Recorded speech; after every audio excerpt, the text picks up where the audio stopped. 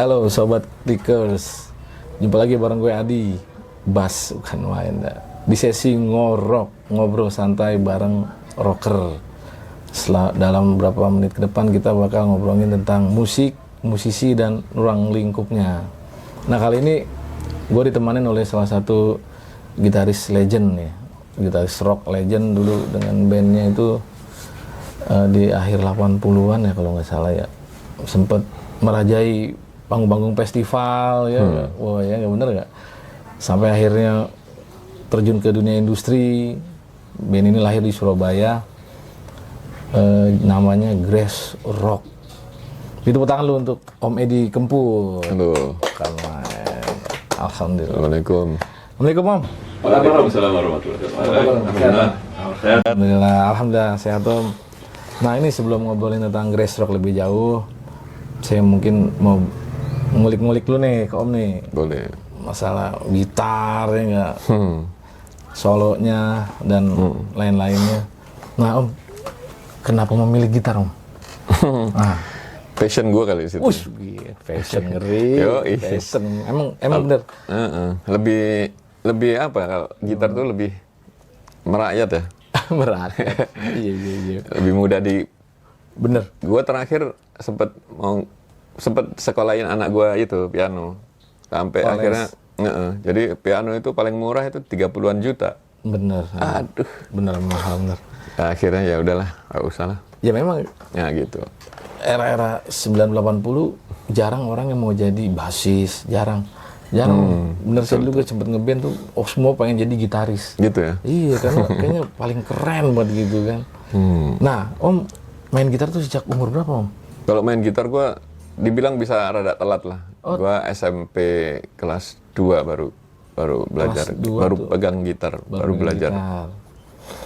Itu langsung ke elektrik atau? Enggak, akustik gue. Akustik ya. Tapi berarti sempet les gitu Om? Sempet kursus akustik itu Yamaha, di Yamaha Musik Indonesia. Oh di Yamaha. YMI. Berarti belajarnya bener, bukan otodidak berarti. Tapi ya belajar baca secara teori yang apa ya, musik seluruhnya sih ya enggak juga. Enggak juga. Oh cuman fokusnya ke belajar baca ya tuh. Klasik ya. Klasik ya. ya. Nah terus kok bisa dari belajar klasik gitu kan, baca terus larinya ke rock itu gimana ceritanya tuh? Gimana ceritanya tuh? Jadi klasik. Dulu gua bawain lagu-lagu pop, gua bikin lagu-lagu pop. Kebetulan waktu itu era-eranya awal-awalnya Chrisye lah ya. Chrisye yang Sabda Alam gitu ya. Itu kan tahun yang zaman gua itu sangat fenomenal banget gitu. Musik bisa begini gitu ya. Itu megah banget tuh. Bikin seorang Joki Saryo Prayogo ya. Joki benar. Mas Joki. Itu luar biasa. Nah, di era-era itu terus gua ada lingkungan di rumah itu ada orang yang kreatif juga. Yeah. Itu suka bikin lagu yang chordnya suasananya seperti itu gitu. Nah, itu makin gua tertarik gitu untuk buat lagu juga, lagu. Nah, akhirnya ketika pindah ke rock itu selama itu juga, di waktu itu juga, gue punya temen yang suka dengerin musik-musik rock, gitu. Jadi dia suka nyalain rock gitu kan. Jadi gue pikir, asik juga nih suara gitar kayak motor gitu. Kayak motor. Iya kan, sedih banget ya. Bener motor balap. Nah terus akhirnya gue beralih ke elektrik. Itu sejak gue masuk SMA. SMA mulai. Jadi SMA gue itu role model gue ini sebetulnya Bujana. Oh Bujana. Iya. Bujana. Belum lama kemarin podcast sama Bujana kan. Jadi gue sangat terinspirasi itu sama Bujana sebetulnya. Jadi ketika gue masih nggak ngerti gue mau kemana, tapi yang jelas gue serius di sekolah itu ya. SMP mau ke SMA itu masih serius gitu. Pengen sekolah yang bener lah gitu. Tiba-tiba ngeliat TV, wah ada grup bagus nih di waktu itu TVRI daerah ya, TVRI Surabaya gitu. Ada band bagus lah gitu. Ngeliat, wah dari SMA 2 nih. Nah kebetulan gue waktu itu ngeliatnya pas gue setelah SMP, jadi era-era mau menunggu masa masuk naik tes lah, tes ke SMA lah gitu. SMA. Akhirnya gue nekat aja, gue harus masuk sekolah sini gitu. Jadi dibilang SMA ini ternyata ini SMA favorit ini. Gua kan hidup di gang-gang gitu kan di sono tuh. Surabaya tuh? Iya di Surabaya itu. Oke. Nah akhirnya dengan modal nekat dan keyakinan bahwa gua harus masuk situ, akhirnya gua masuk juga ke situ. Akhirnya kesampaian tuh. Kesampean masuk. Oke. Nah gitu. Akhirnya dari situ gua pertama kali pegang gitar elektrik itu di situ di SMA itu. Ada teman gua Handianto namanya tuh. Dia punya alat lengkap. Nah, cuman dia sangat jazzy banget gitu. Oh, Musik-musik yang dibawain itu ya. Dia niruin Boy Katinding dulu, ada main piano Boy Katinding gitu. Dari Filipina itu jazzer banget gitu. Jazzer. Oke. Nah, ternyata gue main di musik-musik warna itu, fusion itu. Fusion. Nah, Oke. gitu. Jazz rock gitu fusion. Karena memang yang di SMA gue waktu itu emang eranya era musiknya Bujana lah gitu. Nah, Bujana itu punya grup Squirrel namanya, itu suka bawain musik-musik jazz. Oh, Bujana masih di Surabaya? Surabaya, kakak kelas gua Bujana itu. Oh, Surabaya. Di Surabaya. Nah, gitu. Oke. Kakak kelas gua 1 tahun persis gitu. Nah, dari situ udah baru gua belajar ya ngerti lah tentang baru mendengarkan musik-musik jazz. Gua dengerin Pat Metheny itu dari Bujana Pat juga. Metheny, oke. Cassiopeia gitu kan. Ya yang umum-umum yang pada saat itu yang lagi hit ya Lee Ritenour. Dari tenor, oke. Oh iya. Siapa ya, Dave Grusin gitu, apa itu? Berarti nge-jazz banget dulu awalnya. Ya gitu lah. Nge-jazz. Makanya kalau tadi sempat kita sebelum podcast ini tadi kita ngomong, oh kok gua dengerin kok fusion banget albumnya gitu. Bener. Karena emang latar belakang bermusik gua itu di genre yang seperti itu gitu. Oke. Nah terus kebetulan juga di album yang ini loncat ke album gua ya. Iya. Memang gua mau bikin sesuatu yang memang nggak biasa yang gua sama artis-artis lain sama yang Nge-band sendiri. grass rock gua gitu. Jadi jangan sampai ada apa itu asumsi anu kan grass rock lah gitu, ngikut bawa grass rock lah gitu ya. gitu. Jadi akhirnya ya begitulah. Terus pindah ke rock itu ya itu tadi karena ada tawaran sebetulnya. Nah, Dari teman gue yang tadi itu yang punya band lengkap. Andianto itu, tiba-tiba setelah lulus SMA gue didatengin sama Andianto itu, dia bilang, lu dicari Rere katanya gitu, diajak rock-rockan gitu. Iya. Wah boleh gitu. Karena gue waktu itu juga sudah ngeliat rock ini keren juga ternyata. Gue dengerin era itu kan era-eranya Jamnya Van Halen. Van Halen, oke. Van Halen. Oh, main gitar bisa keren gini gitu. Terus ada Yes yang 90125 itu yang Changes, Owner of Lonely Heart itu kan. Owner of the Lonely Heart. Itu kan buat gua, wah ini rock tapi keren banget gitu. Keren emang. Ya, ada sesuatu yang menarik gitu, sesuatu yang baru gitu ya. Kalau Changes itu kan luar biasa ya polyrhythmnya. Ya? Iya, Luar odd biasa. time gitu ya. Main di odd time. Jadi ketika gua ditawarin itu, gua pikir nggak ada salahnya gua coba lah gitu ya. Nah, gitu. Akhirnya gua terciduk di situ. Tercebur. Kecebur di dunia musik rock itu gitu. Alright.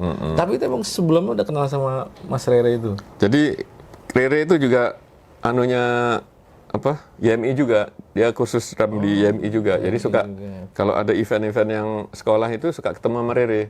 Nah, cuman saling sapa aja gitu. Nah, kebetulan kepala sekolah YMI itu Mas Tamam Hussein. Oke, masih di Surabaya tuh.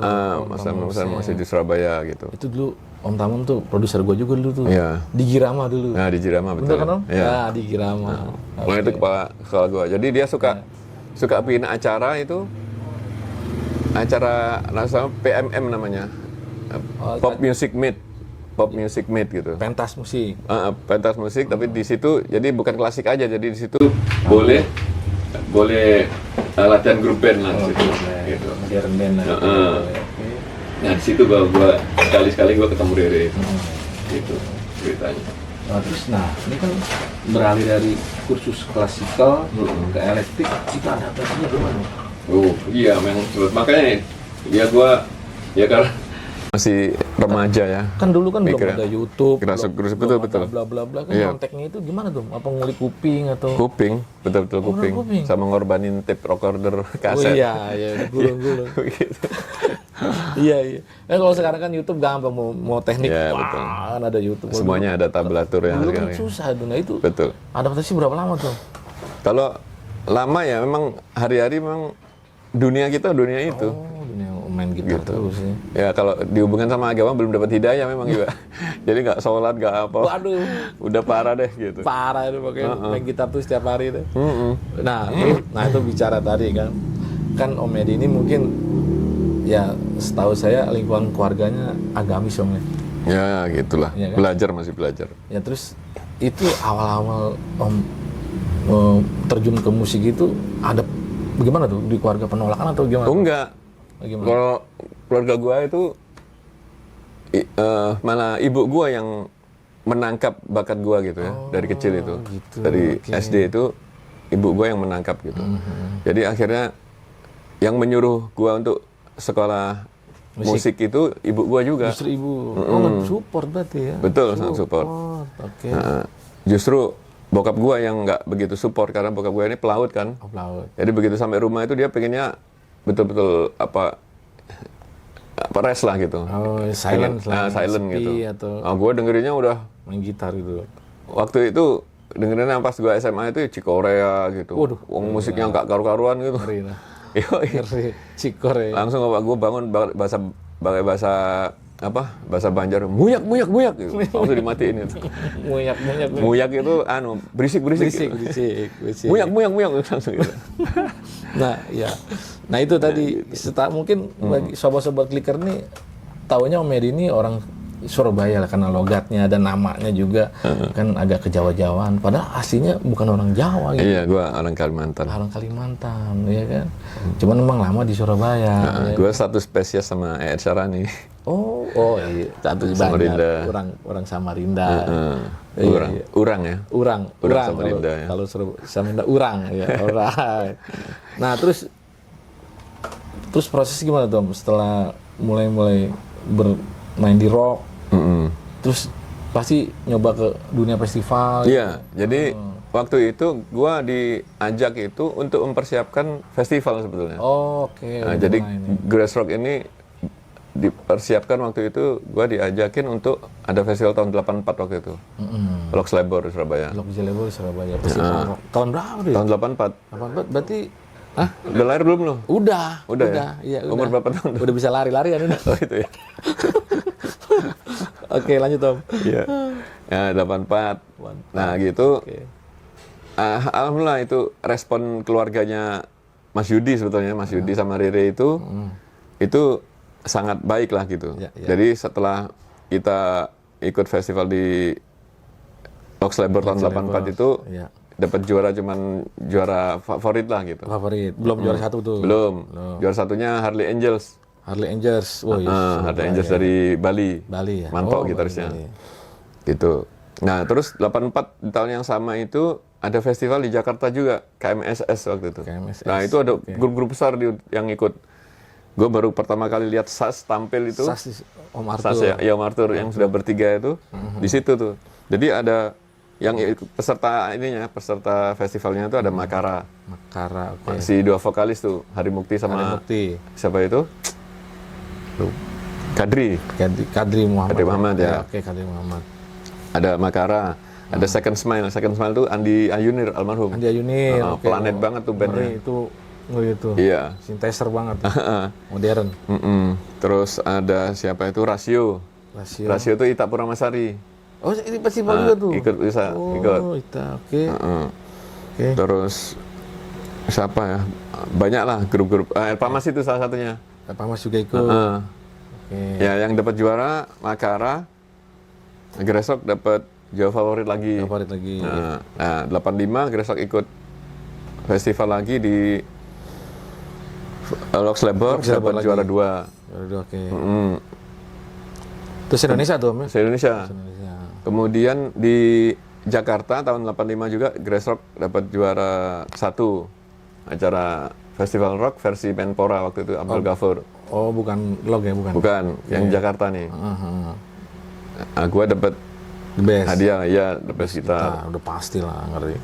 Nah, baru tahun 86 ikut festival lagi di Lox Labor itu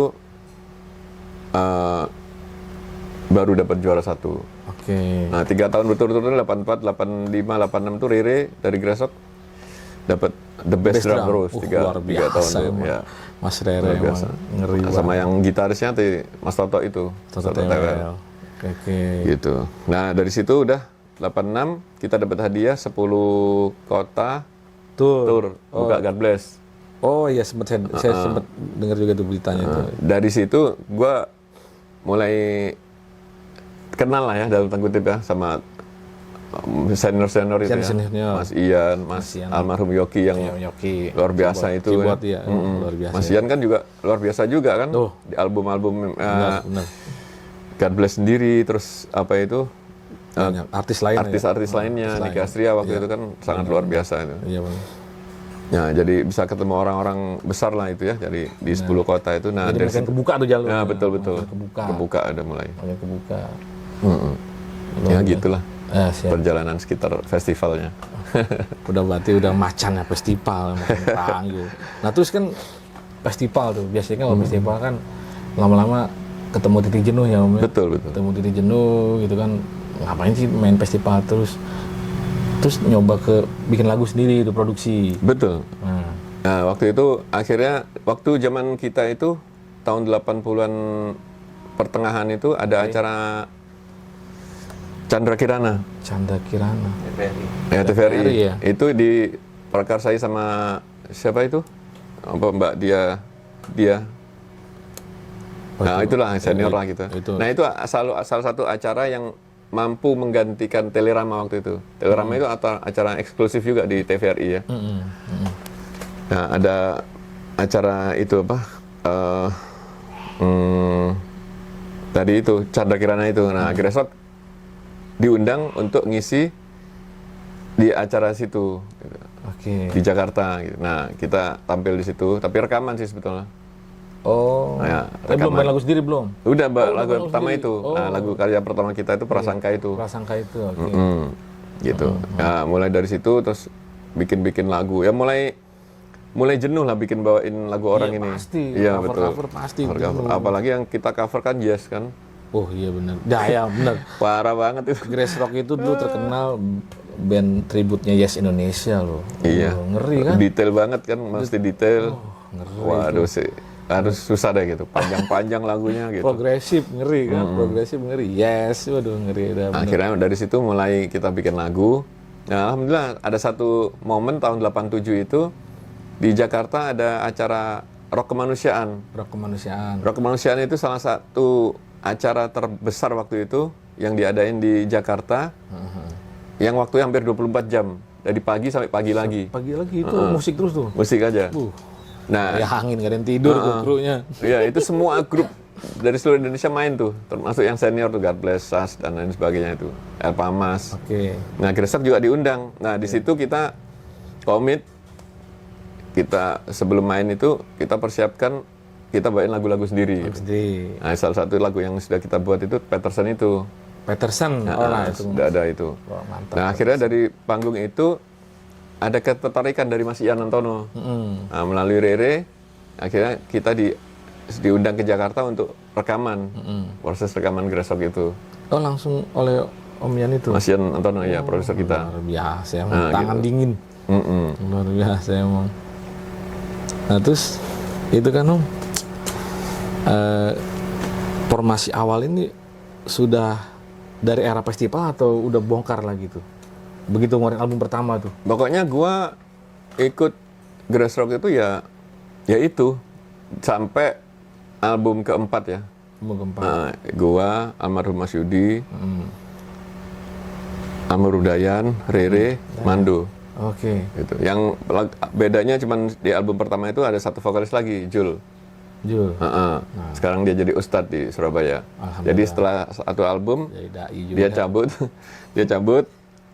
Akhirnya kita album 2, 3, 4 itu sama Dayan aja. Oh nah. Nah, Oke, gitu. Dayan. Nah bicara lagu Peterson tadi itu kan lagu ikonik banget kalau di dunia musik rock itu. Iya. Itu sejarahnya gimana Om itu? Yang bikin siapa? Terus cerita di balik lagu itu seperti apa sih? Jadi sebetulnya lagu itu gue bikin waktu gue kuliah. Oke. Jadi gue punya temen cewek. Temen cewek ini cewek tapi dengerinnya Ingwi gitu. Ngeri banget. Ngeri banget. Wah, Ingwi. Lu kok dengerin gini? Gue bilang ngomong Jawa, lu rumahanmu sangar ya. Rumah-rumahanmu sangar. Iyalah. Ya. Cewek Ingwi gitu kan. Iya. Nah terus akhirnya bisa ini nggak? Kamu bisa bikin lirik lagu nggak gitu? Oke. Gitu. Terus aku akhirnya kasih materi lagu. Nah itu dia yang bikin Peterson sebetulnya. Cewek itu? Cewek itu. Oh, bikin liriknya atau bikin liriknya? Lagunya gue yang bikin. Natasi udah Om Dodi yang bikin. Namanya Yuni kalau salah. Dan gue dari rekaman itu gue nyari dia sampai sekarang gue nggak ketemu sama dia. Gue cari teman-teman gue yang kuliah itu gue nyari. Yuni. Ada yang ngaku Yuni? Yuni mak banyak. Iya, kali aja Yuni ya. Iya. Tapi kita udah suruh denger dulu, denger Ingwi dulu. Tahu nggak kalau nggak tahu Ingwi berarti buka. Nah gitu.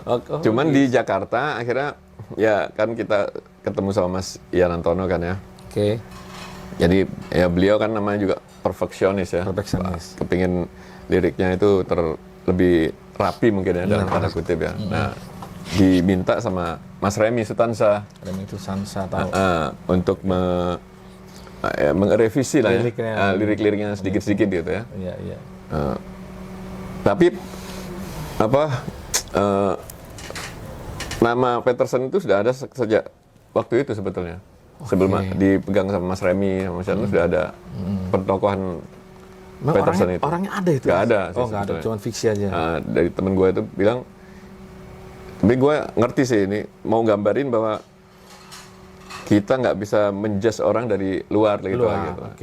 Kelihatannya preman tapi orangnya baik gitu kan. Benar. Gitu, hatinya mulia gitu. Oke. Tapi dia orang berani gitu. Benar. Tidurnya di jalan kayak gitu, besar di jalan. Kayak cerita preman lah itu, gambarannya preman, tapi sebenarnya baik hati gitu. Benar. Oke. Nah, gitulah ceritanya. Nah, tadi kan udah sedikit udah memahami itu tentang perjalanan Grass Rock. Nah, ini Om Edi ini selain fokus di Grass Rock, dia juga terkenal dengan session player. Iya. Kan Om? Udah banyak proyekan lah dengan artis. Nah, itu bisa diceritakan Om? Iya. Perjalanan session player itu mulai kapan, terus kok bisa ke sana arahnya gitu? Iya, betul. Jadi sebetulnya semua itu nggak bisa didesain ya. Iya. Semuanya itu berjalan ngalir aja. Nah, makanya gue sekalian nih kalau ada teman-teman yang masih muda-muda yang mau ke sana, sekalian lah gitu, tips ya buat teman-teman itu. Jadi kita mesti pinter-pinter memilih pergaulan lah gitu. Oke. Nah, artinya nggak memilih-milih ya. Jadi orang yang segmented gitu. Yang ini nggak dikumpulin, enggak. Kalau gue dari dulu gue kumpulin semuanya gitu. Semua. Tapi yang lebih ini lagi, lebih fokus lagi, gue harus bisa mengenal atau deket sama orang-orang yang di atas gua gitu dalam hal musik gitu ya. Oke. Jadi waktu itu kan Grass Rock itu waktu zaman itu suka ada event jazz rock gitu. Jazz rock. Jadi ada acara jazz rock gitu. Jazz rock itu maksudnya musik jazz dan rock main bareng di panggung gitu. Oke. Gitu. Jadi kalau jazznya ada waktu itu kita sering main sama Krakatau. Sama si siapa itu? Karimata, Erwin berarti? Ya, betul. Oh, Erwin. Modulus, gitu-gitu band itulah gitu. Oh iya, oke.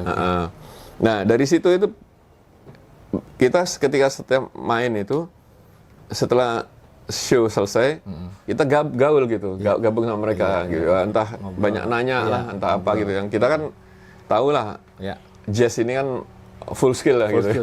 Nah kita banyak nanya gimana nih kalau begini-begini gitu. Iya. Jadi artinya kita membuka pergaulan dengan orang yang tidak hanya satu genre sama kita gitu. Nah, gitu. Luas jadinya. Jadi akhirnya ketika perjalanan itu berlangsung sedemi beberapa tahun itu, nah ketika di Jakarta yang gua udah hijrah ke Jakarta itu suka ketemu kalau gua pas rekaman gitu di musik-musiknya Musika ya, lagu-lagu pop rock gitu ya.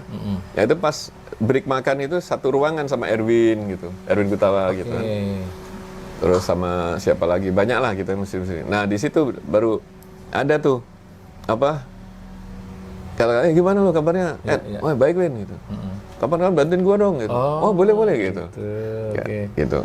Nah dari situ tuh, dari pertemanan yang kita buat gitu ya. Iya benar. Itu akhirnya membuat ya itu tadi jalan kita semakin jelas lah gitu. Jadi akhirnya gue bisa main sama. Nah dari situ pasti kan akhirnya ngelebar nih ke teman-teman yang lain yang segenre dengan Erwin lah gitu. Ya. Akhirnya gue. Tapi sebetulnya gue pertama kali main yang orkestra gitu, yang baca lagi itu setelah sekian lama nggak baca itu sama Aminah Tokosin sebetulnya. Karimata juga. Aminah Tokosin. Yang setelah Aminah Tokosin itu, gue baru sama Erwin, baru dan sama yang lain-lain itu, sama Magenta. Magenta juga. Sama Bang Iwan Fals gitu kan. Iwan Fals. Terus sama Oni enggak ya? Oni juga. Wah, luar biasa. Iya. Kalau Oni kan kita jadi serpan aja. Kalau tim intinya kan mereka sudah punya memang. Benar. Tapi job Oni ini kan luar biasa juga. Banyak dia emang. Kadang satu hari itu bisa 3 TV. Benar. Nah baru kalau sudah dapat job yang seperti itu baru gua ada di situ gitu. Ya gitulah kira-kira. Nah itu kalau tantangannya untuk jadi session player tuh gimana menurut Om tuh? Mungkin kan buat sharing juga buat sobat-sobat clicker nih. Jadi kalau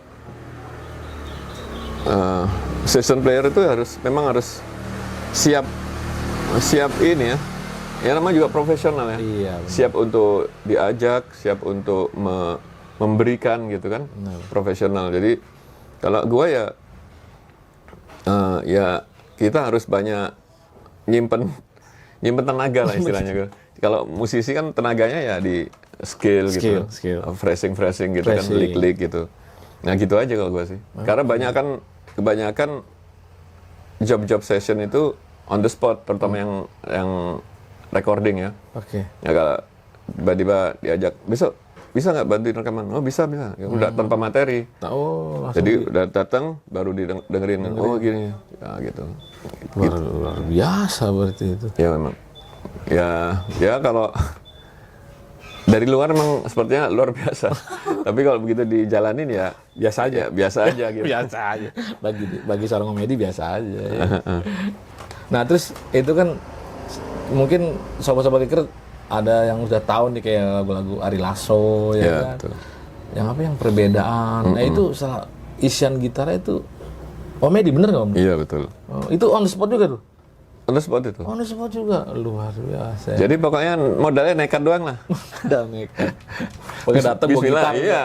Lalu besok rekaman bisa ya. Masa nggak datang, nggak tanggung jawab lu berarti. Nah datang dengan modal yang ya setengah stres lah gitu. Setengah stres. Yang lebih parah itu sebetulnya main sama ADMS sebetulnya. ADMS. Itu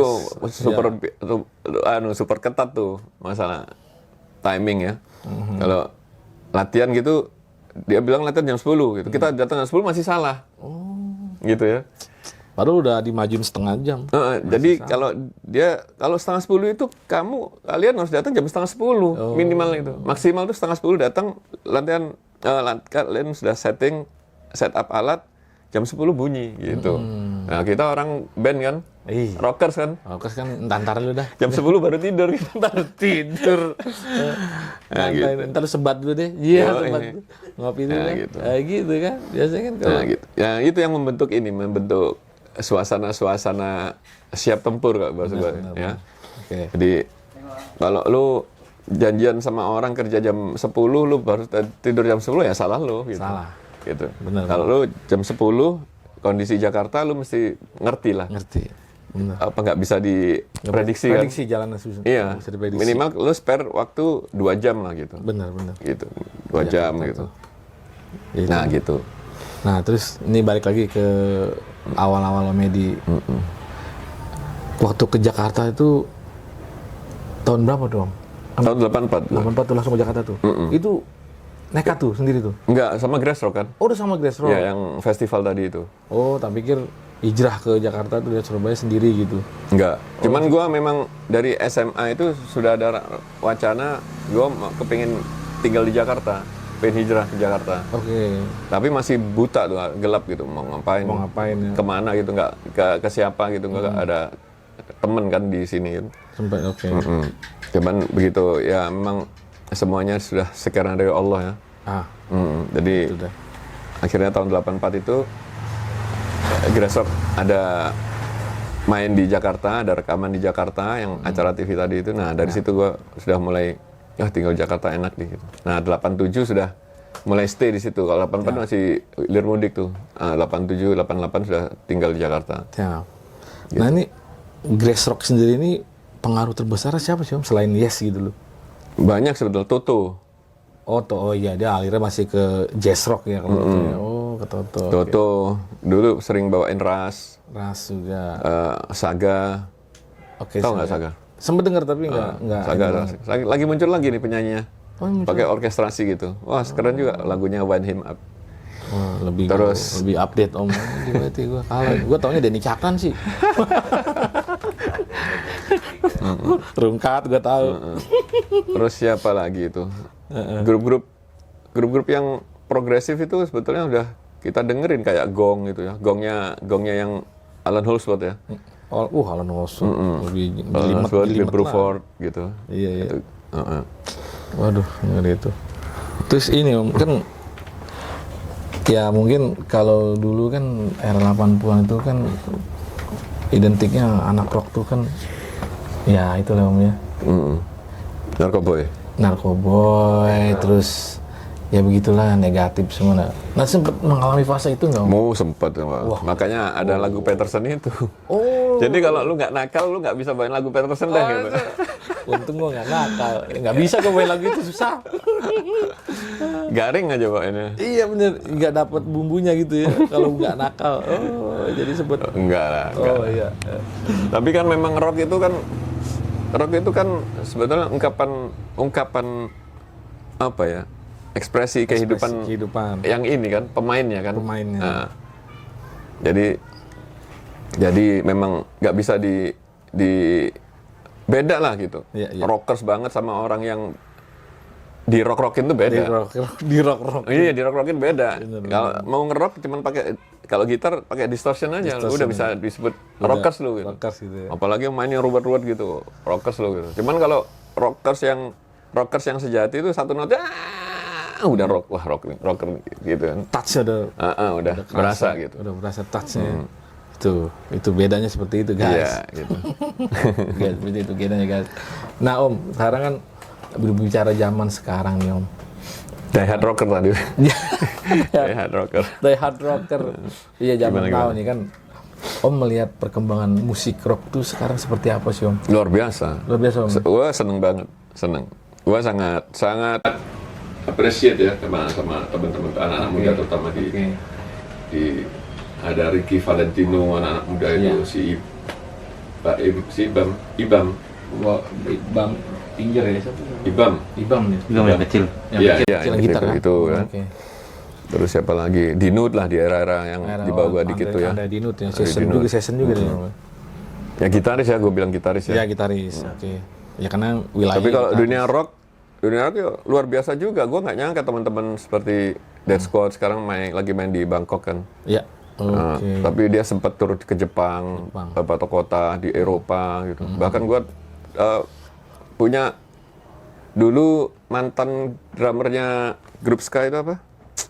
Yang top tuh? Tipex. Main mantan pemain drumnya itu. Main siapa? Main metal. Oh, main metal. Keliling ke Jerman. Nah, gitu. Siapa ya? Nah, siapa namanya? Gua sempat Ari masih main. Ari ya? Ari kan masih main, Ari. Mas Ari kan masih di Tipek kan? Kalau nggak salah ya. Bukan ya? Bukan. Tapi gua karena pokoknya dia itulah pokoknya. Ya, gitulah gitu. Pokoknya itu dah. Iya, nah, gitu. Jadi memang ya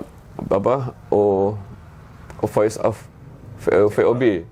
VOB yang cewek di bab itu. Face of Ceprot. Oke. Oh sempet ini juga ngikutin juga, update juga ya. Ngikutin lah. Wah, Kita luar appreciate lah teman-teman yang muda ini. Ini baru panutan kita nih. Iya. Jadi karena memang ya karena musik di Indonesia ini kan masih bisa dibilang masih perjuangan dan doa kan. Kalau kita ngelihat Dewa 19, kita ngelihat Ceylon Seven, kita ngelihat Gigi ya. Gigi. Itu kan grup yang sudah jadi. Sudah jadi. Dan nasibnya bagus, slang dan lain sebagainya kan. Iya, iya. Artinya tuh dia dapat rezeki lah ya. Rezeki. Dia di pattern yang bagus gitu. Tapi kan ya kayak gua nih, ini balik masalah album gua itu. Gua sampai menyelesaikan album gua itu setelah 4 lagu jadi, gua nggak bisa lanjut lagi karena gua nggak bisa beli senar lagi. Yo. Beli pick aja, pick gua udah cacat tuh. Kalau gua terusin, ini senar pasti putus nih gitu. Waduh. Akhirnya malam-malam gua punya ide, gua telepon Bujana lah. Temen sekalian kakak gua yang mungkin bisa mengerti ya keadaan gua. Akhirnya gua bilang, tapi gua nggak minta aja, cuman gua minta beliin senar nggak gitu. Jadi gua share beberapa audio yang sudah gua balance, 4 lagu.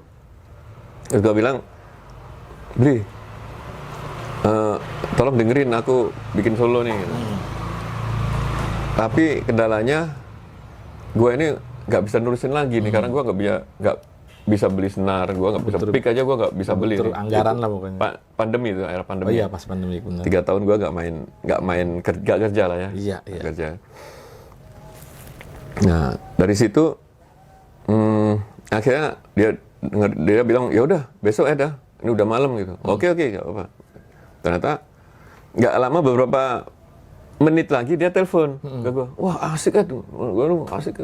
Terutama lagu yang pertama itu, yang lagu 1 menit itu, lagu yang banyak chordnya itu, yang gue sendiri sekarang juga lupa chordnya apa aja, gitu kan.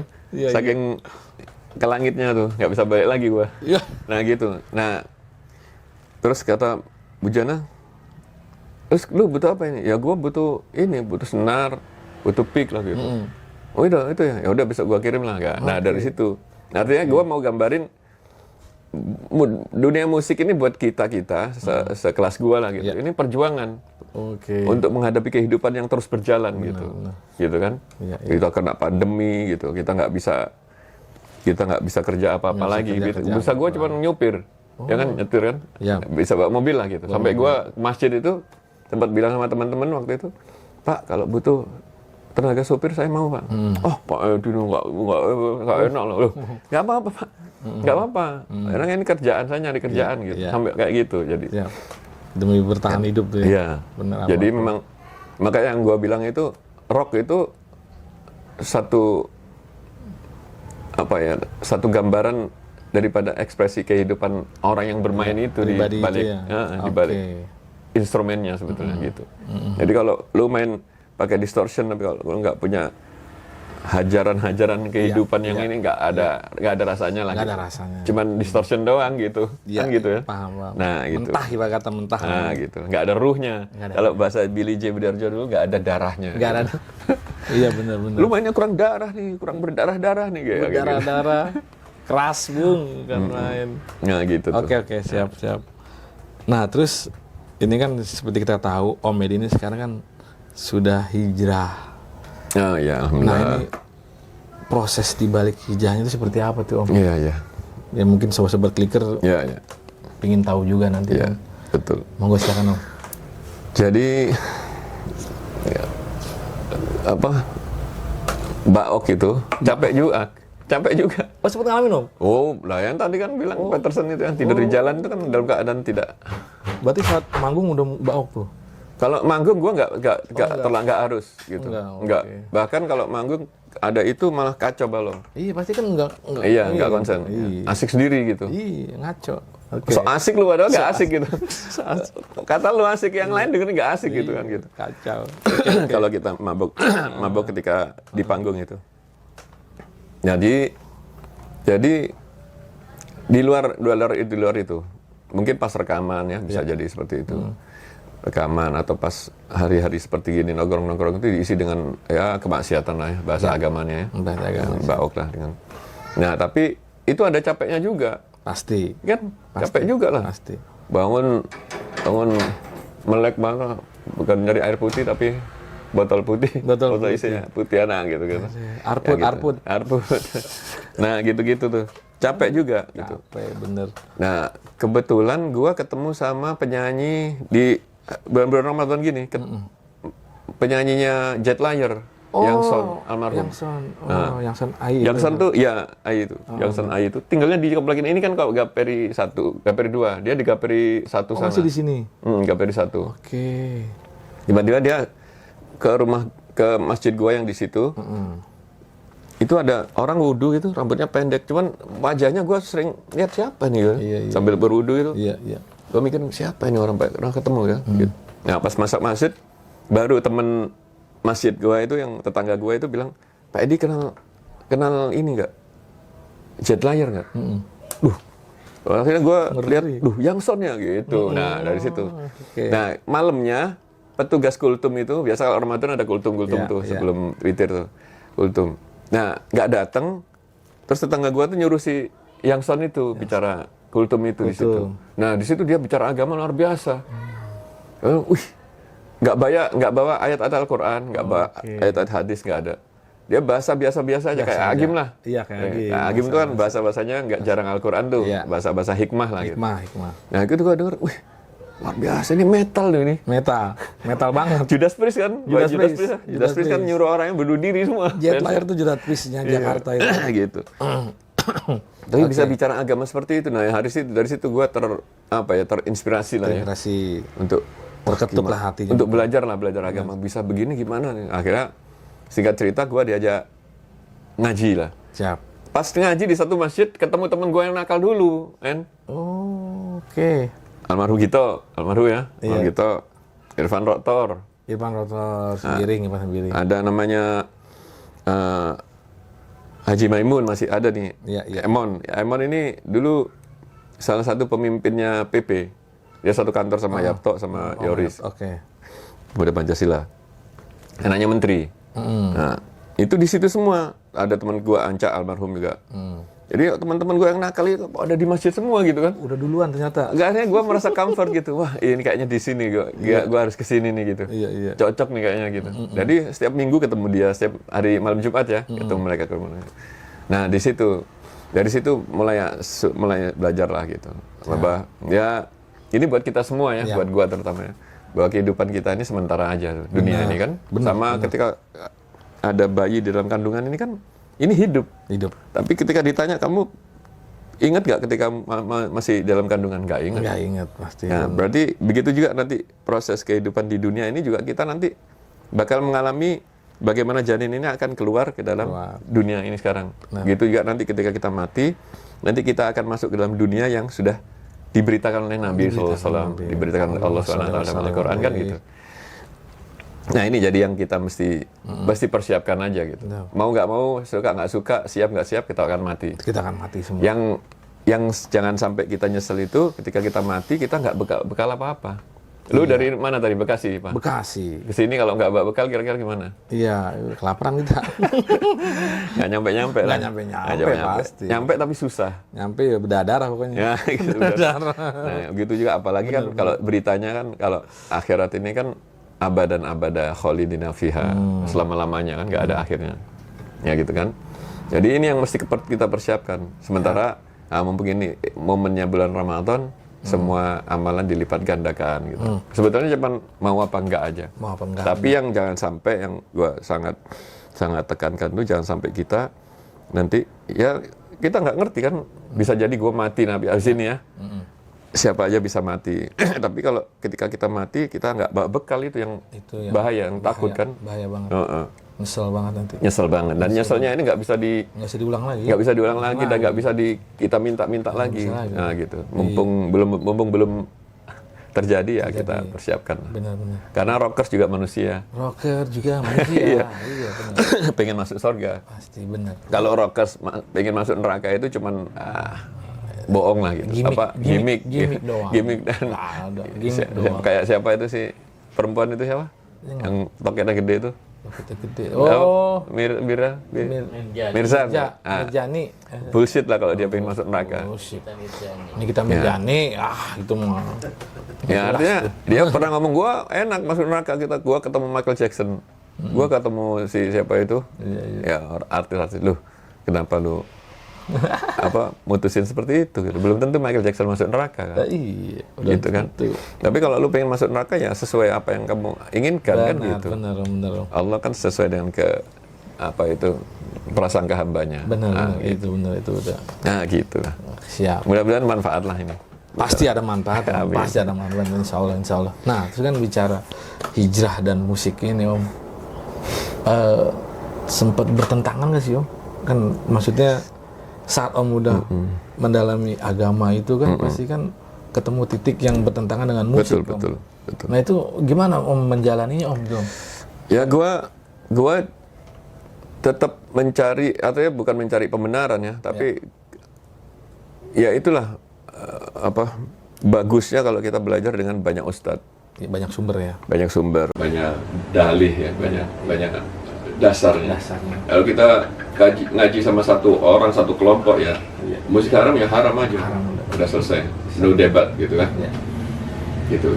Tapi kalau kita mau mengkaji itu bahkan kedudukan musisi, orang-orang yang berseni ini di sisi Allah SWT juga menjadi orang-orang yang beriman juga. Yang untuk mengcover daripada gerakan-gerakan mereka yang kan ada seruan-seruan musik-musik yang mengajak untuk bunuh diri dan lain sebagainya kan gitu. Untuk mengajak berbuat jahat. Kan.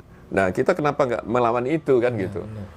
Gitu. Nah, dan di gua juga selagi gua main musik dan orang-orang di dunia musik ini masih ngerti gua, ini sebetulnya satu manfaat buat gua. Karena gua bisa, kalau gua ke band lu gitu, lu lagi main gitu, gua bisa dalam niatan gua buat dakwah ke grup lu gitu kan, kan gua bisa masuk. Bisa. Tapi kalau gua seorang ustadz yang nggak dikenal sama lu gitu kan, tiba-tiba datang ke rombongan lu kan, lu pasti menghindar tuh, langsung jaga jarak gitu kan. Iya. Tapi kalau kita sebagai musisi, tapi kita bisa membuat suasana agama dalam dunia musik itu sendiri kan lebih manfaat gitu. Benar. Yang tadi gua bilang itu, rocker juga manusia, musisi juga manusia.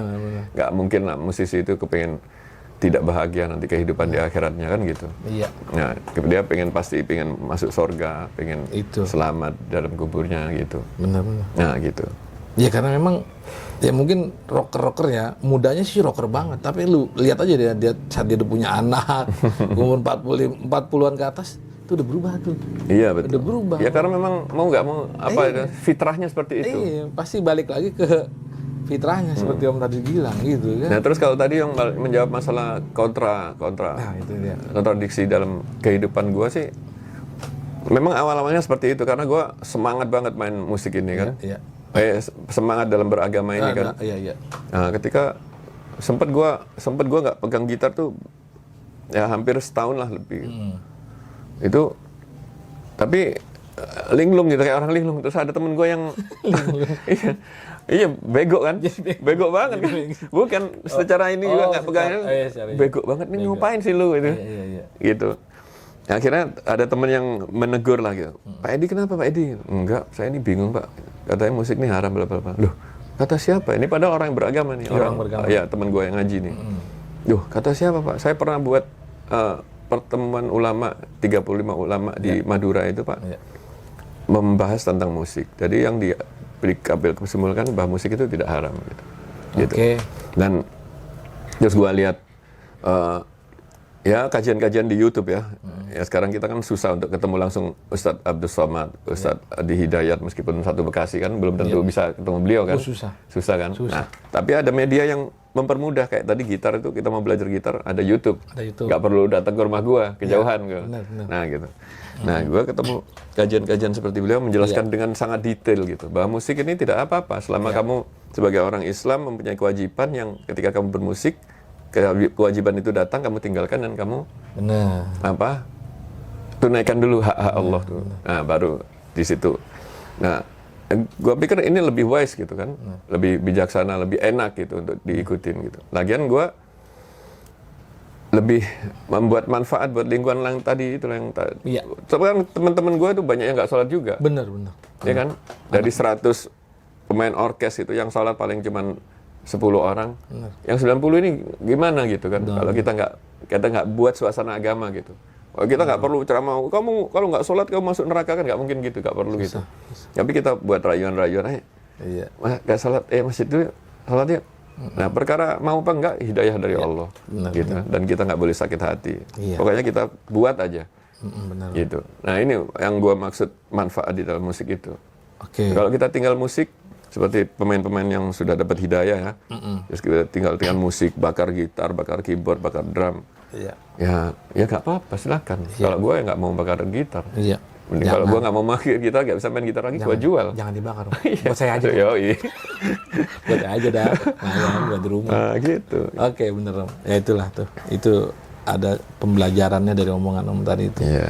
Jadi ya bener juga sih Om, kalau terlalu apa namanya? Ngegas. Kalau terlalu front, apa sih namanya? Terus ngegas. Iya, terlalu frontal gitu. Ya teman-teman kita ini yang belum terketuk hati Betul. jadi makin menjauh. Betul. Iya Itu nggak? betul. Jadi makin menjauh ya, kayak saya juga kan punya band juga ya kan.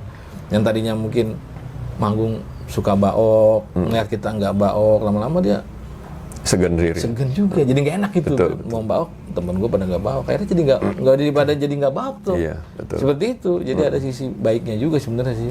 Betul. Nah terus kan saat Om memutuskan hijrah itu pasti banyak lingkungan yang menjauh dari Om. Pasti. Om. Pasti.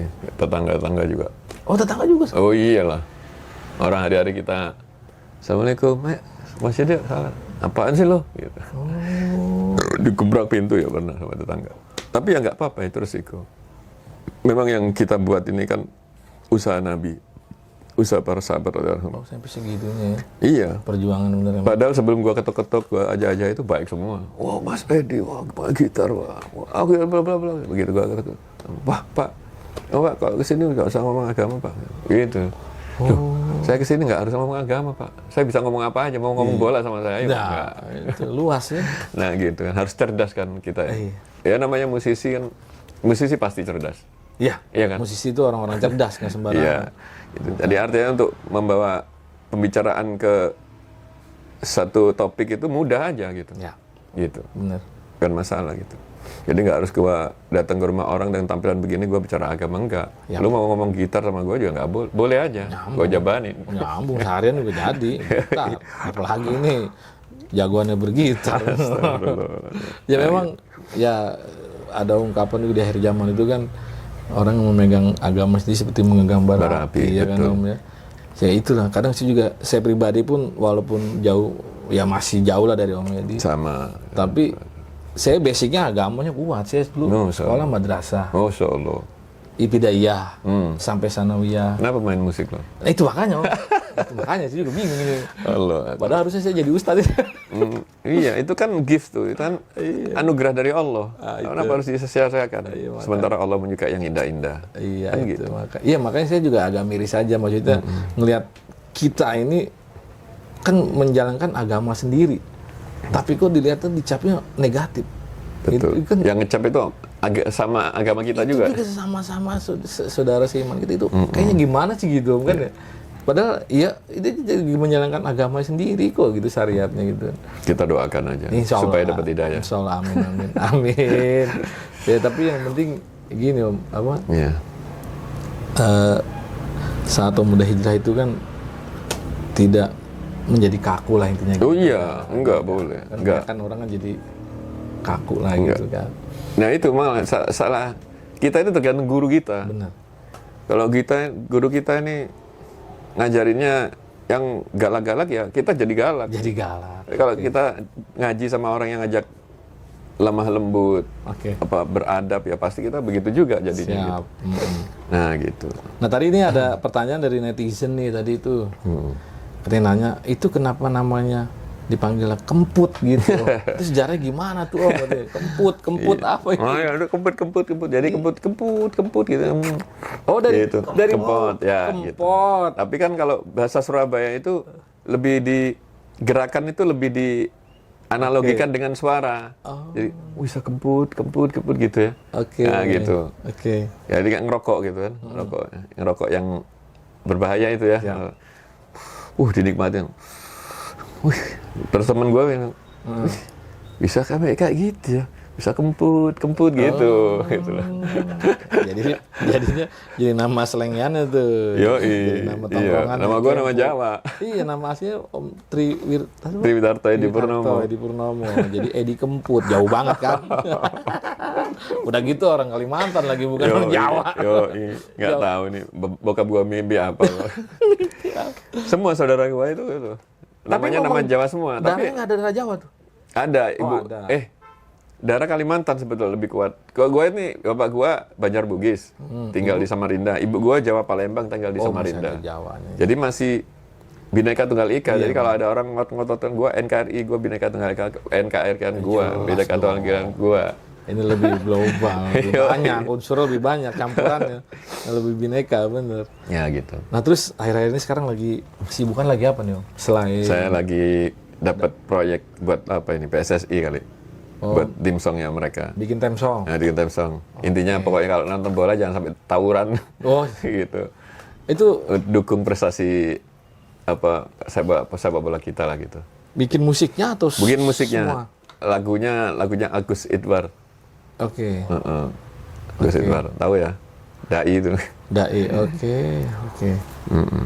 Ya selain mungkin hari-hariannya sekarang udah mulai berdakwah juga Om? Ya kalau dakwah gue belajar setiap bulan itu gue luangkan waktu 3 hari setiap bulan. Oke. Setiap bulan gue sisihkan waktu 3 hari untuk dakwah. Belajar dakwah. Tapi intinya sih untuk memperbaiki diri gue sendiri. Keyakinan gue gitu.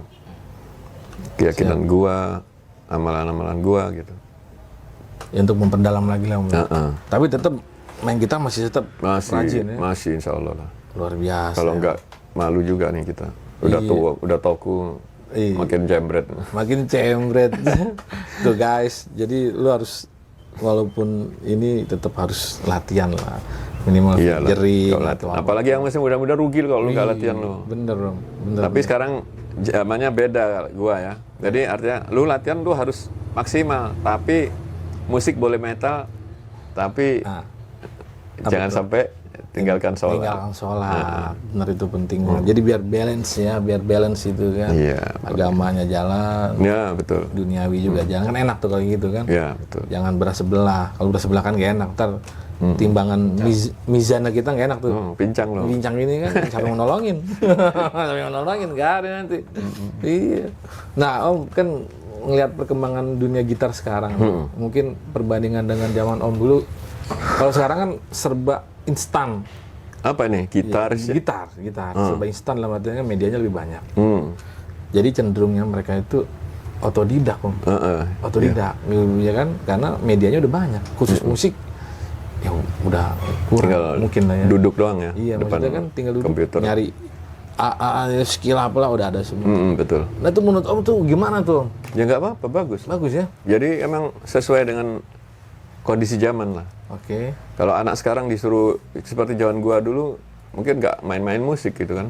Karena kan semuanya serba instan, serba lebih membutuhkan dicernai dengan waktu yang singkat kan. Kasihan tuh. Oke. Nah itu. Jadi gue sangat support juga. Jadi gue nggak mau sindrom ya masalah masa lalu. Kalau gue dulu begini, gue nggak jago kayak lu, karena nggak jago baca gitu. Nggak ada media kayak lu sekarang, nggak perlu begitu, nggak perlu. Jadi saling support. Kita juga toh di era sekarang juga kita masih bisa manfaatkan media yang sekarang ini kan, gitu. Jadi begitulah. Jadi gue sangat senang lah dengan dimudahkannya semuanya kan ya.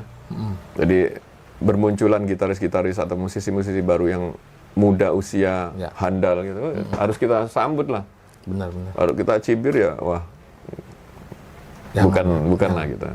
Bukan harus kita. support ya. Harus support. Oke. Harus kita kasih wadah. Berapa tahun Om di Grassrock Om? Grassrock ya sampai sekarang akhirnya 40 tahun nih. 40 tahun, luar biasa. Itu suka dukanya apa aja? Apa Ya. lebih banyak sukanya atau lebih banyak dukanya? Banyak sukanya. Banyak sukanya, alhamdulillah. Iya. Duka itu ya kan bumbu-bumbu ini kan. Bumbunya aja ya. Bumbu-bumbu ya. Kira grup itu kan seperti rumah tangga. Benar. Kalau kita nggak pinter-pinter menyikapi ya bubar lah rumah tangga pasti. Benar. Gitu kan. Tapi kalau kita pinter-pinter menyikapi, saling toleran, saling menghargai, saling mendukung, ya pasti akan ini. Kalau kita ngeliat kekurangan ya semua orang punya kekurangan. Pasti punya kekurangan. Pasti nggak ada yang sempurna lah ya. Om. Betul. Nggak ada yang sempurna. Itu kunci udah bisa ke grup ya. Nah terus nih bicara gitar lagi nih Om. Selama Om berapa tahun tuh main gitar tuh, ada nggak sih gitar yang benar-benar favorit Om gitu? Dalam artian instrumen gitar apa? Fender atau Iya. atau Jackson atau Ibanez atau apa? Gua Ibanez tuh paling senang. Wow, berarti yang suka lancip ya? Yo. Kayaknya lebih keren kalau lancip gitu. Ya, apalagi yang baru ini yang Pia ya. Oh, Steve Vai. Yoi. Waduh, ada 2. Oke. Oh iya, karena Om lebih cenderung main. Iya betul. Yang mau lah ya. Gua nggak bisa ini. Apa itu? Optional gua nggak bisa lepas. Oke. Berarti kalau megang Gibson agak kendala kayaknya. Iya betul. Betul. Agak kendala Bingung. Waduh. Bingung ya? Aduh. Tidak ada nih. Kayak ada hilang nih. Iya. Iya benar-benar. Benar. Gibson tuh emang salah satu gitar yang bisa dimainin gitu. Betul. Harus punya Udah berat. ya, Ya. punya skill tersendiri. Oke. Nah terus influencer terbesar Om tuh siapa? Om? Gitar ya. Gitu deh. Ya banyak lah ya. Oh, ya. Di Indonesia Mas Ian gitu kan. Yang nonton Ya, yang sono lagi bule itu ya Steve Peter, itu jazz banget, jazz rock itu, fusion. Satriani, Oke. gitu kan. Ya gitu-gitu lah, Aldi Meola. Jadi lebih ke arah kayak fusion ya, jazz rock gitu. Iya lah, tapi kan gua bawa secara gua gitu yang Iya. rock gitu. Kedepannya bisa ada proyek apa lagi yang artis? Atau mungkin Jadi ada wacana gue mau bikin satu konser. Gue ada orang mendanai gue suruh bikin Oke. orkestra. oke. Mainnya di Banjarmasin. Giringi satu penyanyi nama besar, jangan di Oke. enggak sekarang ya. Ya, nanti aja buat surprise ya. berkejutan bro ya. Tantangan buat gue tantangan itu karena mau nggak nih penyanyi gue diiringin gue dengan embel-embel orkestra gitu kan. gitu, Nah oke. gitu. Yang kedua, emang gue juga belum pernah membuat scoring ya. Scoring musik gitu. Ya musik apa scoring untuk partitur gitu ya. Oke. Tapi insya Allah gue bisa. Karena masih lama, masih November ya. Iya. Nah, jadi gue prepare ini. Yaitu terbesar lah ya. Proyek Oke, terbesar gue ke depan itu November nanti. Insya Allah. Oke. Mohon doanya lah. Amin. Nah, kalau yang proyek-proyek ini ya kemarin gue bantuin proyeknya PBB Unindo ya, masalah PCB. Oke. Dan ada wacana mau dibikin lagu gua mau dibikin 6 bahasa PBB, bahasa Inggris, bahasa Arab, bahasa apa itu, Oke. Bangladesh apa bahasa India apa gitu. Oke. Ya gitu.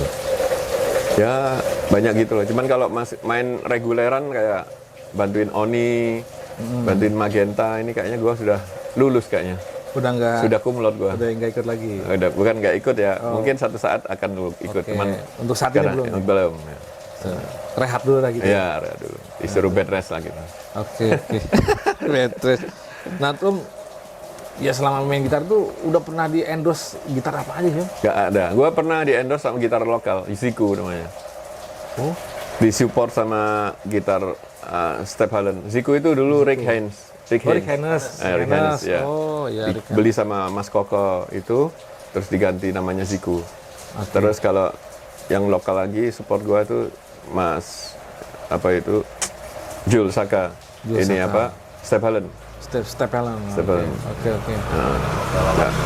Nah, Balawan make. kalau gua sih kepengen di endorse sama gitar-gitar yang bagus ya. Betul. Boleh silakan. Ya, boleh. Komedi udah membuka tuh. Iya.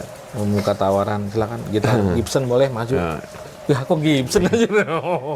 Tapi Gibson ada yang pakai ini juga tremolo ya. Gua pernah punya juga. Ibanez Flying itu kan ngeri juga dia. Ibanez boleh.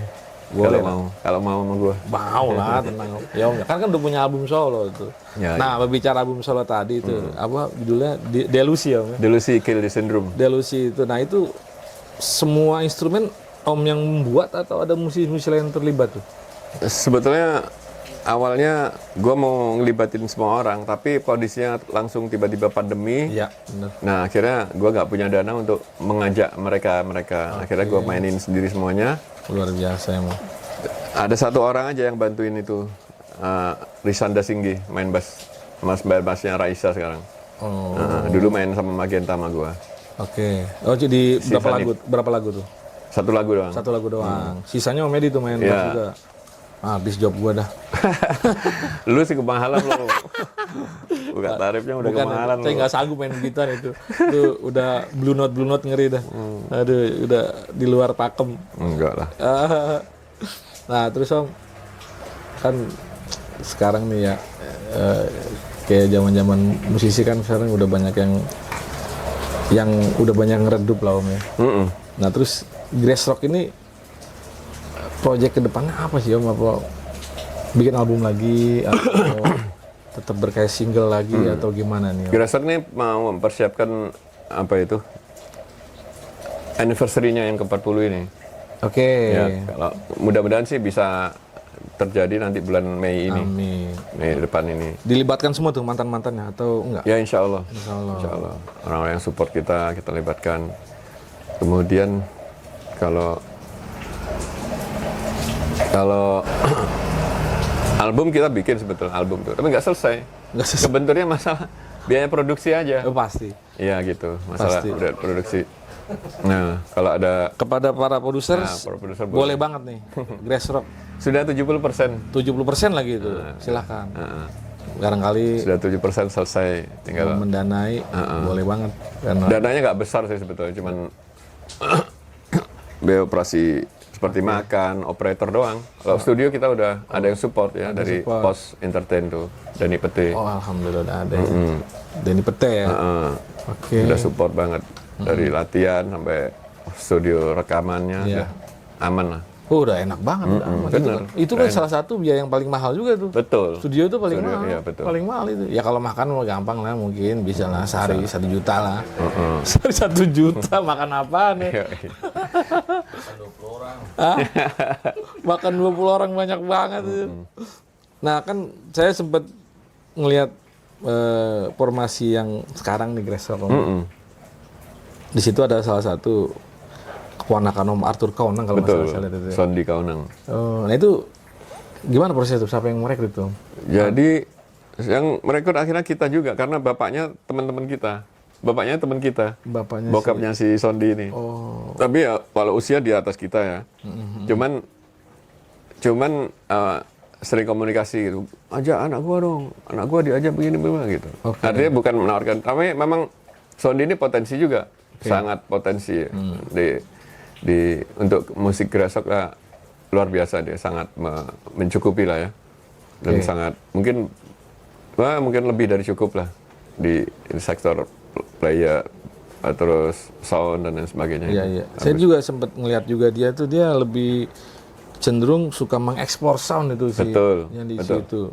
Dan dia sempat juga punya album instrumen ya, bass Iya, ya. betul. Luar biasa juga. Saya juga kan walaupun gini sempat ngikut-ngikut bass mah. Oh, iya. Masih nget dikit lah, dikit doang. Nah, terus bicara tadi album solo itu dicetak di fisik atau? Fisik ya, fisik. Oh, fisik itu bayaran gua dari produser gua Dani Pete. Oke. Jadi gua minta uang, mana bayaran ada uangnya nggak? Loh, ini gua mau bikin CD lu, udah lo 2 jual, nah itu duitnya gitu. Oke. Nanti buat teman-teman boleh lah. Oh, jangan, justru kita mau nanya nih untuk belinya di mana gitu Mas? Belinya langsung ke gua aja di. Oh, langsung komedi bisa silakan. Nanti termasuk menu buka puasa bersama nanti. Alhamdulillah. Ya, nanti kita kasih linknya untuk komedi beli album Delusi, Kill the Syndrome. Itu nanti langsung komedi yang bersangkutan dulu albumnya. Support komedi lah, karena kan musisi. Ada kasetnya juga sih sebetulnya. Oh, cuman kasetnya lebih mahal. Per anunya 100.000, kalau CD 50.000. Oh, justru lebih mahal. Ya mungkin karena ini kali. Pita ya. Iya, mungkin apa? Pita, benar. antiknya itu kali. Temen gue yang di Malang gitu kalau nanti kalau mau itu linknya. Ya kalau dulu kan mungkin kaset lebih murah daripada CD ya. Sekarang kebalikan tuh ya kaset. Iya karena memang kaset-kaset lama itu makin mahal loh. Iya betul. Asli makin mahal. Koleksi ya. Iya. Jadi barang koleksi. Nah kita balik lagi ke Grassrock. Setahu saya kan dulu Om sempet jadi juara Lock Label itu kan. 86. Tapi album pertama kok tidak di labeli sama Lock kalau nggak salah ya? Nggak logis ya? Atlantik kalau nggak salah ya? Iya, AR. Nah itu Atlantic Record. gimana prosesnya? Karena kan festival sama Lock Labor itu tidak ada ikatan kontrak apa-apa sama Lock untuk recordingnya waktu zaman kita ya. Oke. Gitu. Cuman mungkin ada pendekatan-pendekatan sendiri ya dari Lock ke artisnya gitu. Mungkin karena kita sudah kepegang sama Mas Ian kali. Jadi Lock nggak mau ngambil kita. Produksi. Gitu. Jadi sampai 2 album sama Mas Ian. Album ketiga sama ada apa itu SKI. Ini terutama, terus album yang keempat nih sama album keempat itu sama lupa gua. Ya sama itu juga, sama terutama juga kali. Nah gitu. Sama Lock Labor malah, yang album keempat itu terakhir. Album Lock Label logis ya. Begitu kepegang Lock Labor malah vokalis gua meninggal dunia. Iya. Itu bagus lagu itu. Lagu. Nah, bicara produksi era Om dan era sekarang itu apa sih Om tantangannya dulu kan misalkan sangat lebih beda lah. lebih maksudnya lebih apa namanya? Ya, analog. Analog lah istilah kata analog dan digital itu beda seperti apa? Beda banget. Jadi kalau sekarang kita butuh track 1 juta track bisa aja. Kalau sekarang ya. Iya karena tinggal gitu kalau dulu kan maksimal kan 24 track. Ada paling dibantu dengan DAT namanya. Ya, digital audio tape itu. Iya. Itu paling beberapa track 8 track doang gitu maksimal gitu. Kalau sekarang kan bebas lah, bebas bisa apa foya-foya lah ya. Nah, terus masalah VST itu nggak mudah kan, betul-betul kita dulu analog aja udah. Betul-betul susah mulai. Betul-betul ngulik sendiri gitu, hasil karya sendiri gitu. Salah bisa dihapus. Ya itu bedanya kalau dulu kan musisi sekarang sama sekarang dulu konsepnya tuh recordingnya bener-bener mateng banget di dalam artian mungkin ya kan takut salah tadi kan pakai pita itu kan kalau sekarang tinggal edit copy paste gampang gitu kan. Nah itu saat Om rekaman itu udah jadi atau konsep di tempat gitu kan dulu? Ada yang sudah jadi, ada yang konsep di tempat gitu. Kalau kita punya waktu banyak dengan lagu yang tadi mengisi persiapan gitu daripada makan jadwal banyak kan. Tapi kalau nggak sempet ya on the spot lah. Itu benar-benar harus persiapan. Tapi kebanyakan sih on the spot. Banyakan on the spot. Terutama solo-solonya ya. Oke. Nah terakhir sama Om Iwan Fals tuh Om keluar tahun berapa tuh? Bukan keluar sebetulnya, udah habis kontraknya. Habis kontrak, Cuman mau ditawarin lagi gua tidak ada kesepakatan masalah fee biasalah. Jadi ya masih berteman aja, masih bagus. Iyalah, betul. Ya setahu saya kan ada Om Tewo di situ juga kan? Iya setelah gua. Setelah Om Edi ya. Tapi nggak lama karena udah keluar juga sekarang. Iya Mas Soto udah keluar juga ya. Mungkin Om Iwan mau nyari yang muda-muda kali? Iya, karena sama anaknya ya Raya itu. Sama Raya. Bagus lah. Iya lah. Kalau ketemu yang tua-tua kayak gua ini makin serem. Makin seru panggungnya. Pemandangannya makin serem semua. Wah. Ini legend semua nih, legend semua kayaknya. Tapi kalau ada yang muda-muda kan wah kayak ada bunga-bunga gitu kan. Bener. Jadi gitu. Generasi milenial juga kayaknya ngeliatnya manggungnya enak gitu betul. Kan. Yang nyata Om Iwan Fals udah. Dan ternyata kemarin gua kan ada didatengin anak-anak SMA kan. Iya. Itu nanya, kok bisa sama Iwan Fals gitu? Dia bilang gitu. Loh ya bisa lah, kenapa? Kamu tahu Iwan Fals? Gak tahu lah Om gitu. Jadi anak SMA sekarang ini masih ngerti Iwan Fals, luar biasa ya. Iya. Luar biasa. Gitu. Ya karena itu salah satu medianya sekarang lebih mudah Om.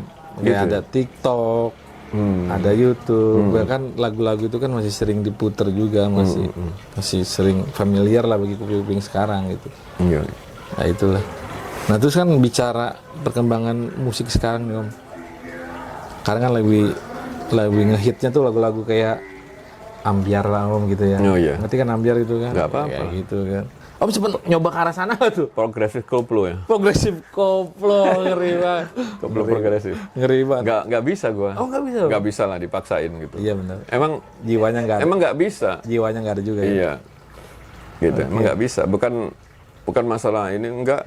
Memang nggak bisa. Oke. Gitu. Kayaknya kita udah mulai sampai di... Udah mulai lapar ya. Udah mulai lapar, udah mulai banyak suara pengajian juga nih tanda-tandanya gitu kan.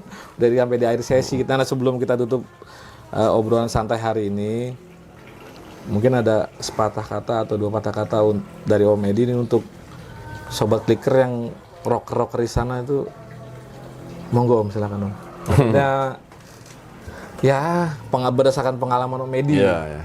gitu kan, untuk eksistensi musik rock sekarang tuh seperti apa? Monggo silakan. Iya. Jadi teman-teman yang masih muda usia ya boleh diteruskan perjuangannya, latihannya dengan ketekgunan yang maksimal, ya, dengan pencarian yang optimal, penggalian diri dan lain sebagainya.